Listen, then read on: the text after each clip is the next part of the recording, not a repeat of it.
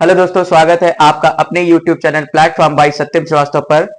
और आज हम लोग पढ़ने वाले हैं ट्रांसलेशन की अगली कड़ी में पास्ट इंडेफिनिट के नेगेटिव के बारे में।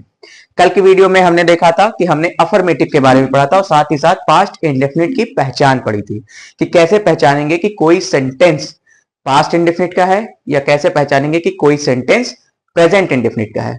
तो आज हम पढ़ेंगे पास्ट इंडेफिनिट के निगेटिव के बारे में। एक बार फिर से पहचान की रिवीजन कर लेते हैं कि पहचान आखिर होती क्या है।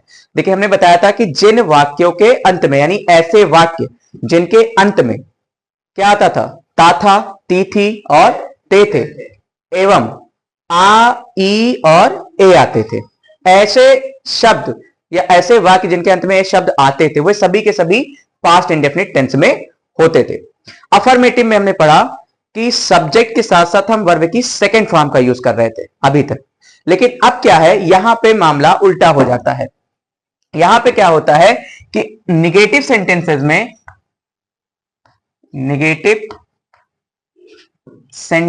में हम वर्ब की सेकंड फॉर्म ना यूज करके बल्कि यूज करते हैं वर्ब की फर्स्ट फॉर्म। लेकिन उसके साथ साथ, आखिर ऐसा करते क्यों है? क्योंकि उसके साथ लगा होता है डिड। ठीक है, तो अब देखो रूल क्या कहता है।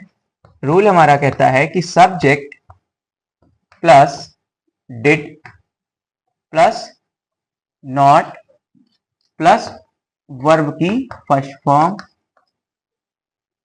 Plus object and plus extra word होता है। ठीक है, अब देखिए इस रूल पे बनेगा कैसे। कोई एग्जांपल लेते हैं। देखिए, हम पहले क्या लिखा कि सब्जेक्ट लिखेंगे पहले, फिर डिड लिखेंगे, फिर नॉट, फिर मेन वर्ब की फर्स्ट फॉर्म, फिर object and then extra word लिखते हैं। ठीक है, अब देखिए एग्जाम्पल कैसे करते हैं यूज। एग्जाम्पल है कोई किसी के पास? अगर कोई हो तो बताए भाई। तुम कल आगरा नहीं गए थे। तुम कल आगरा नहीं गए थे। तुम कल आगरा नहीं गए। ठीक है, देखिए तुम क्या है हमारा? तुम हमारा सब्जेक्ट है। तुम हमारा क्या है? सब्जेक्ट है। तुम हमारा सब्जेक्ट है। ठीक है, कहां को नहीं गए थे? आगरा नहीं गए थे। कहां नहीं गए थे? आगरा नहीं गए थे, यानी ये हमारा क्या हुआ?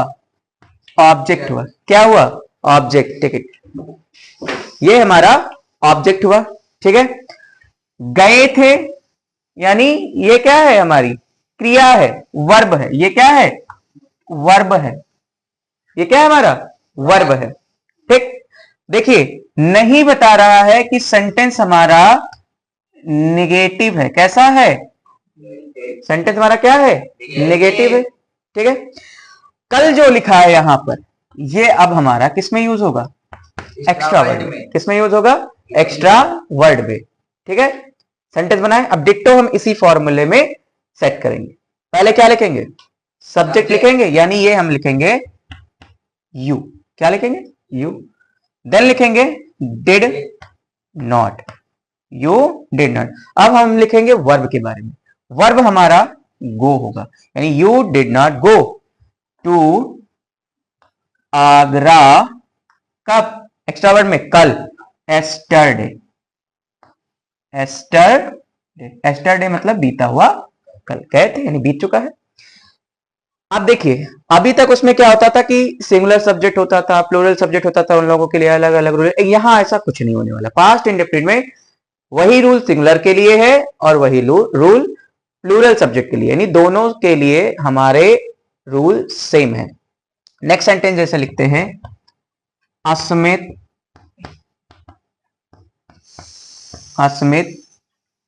पत्र लिखता था। अस्मित पत्र लिखता, सॉरी नहीं लिखता था।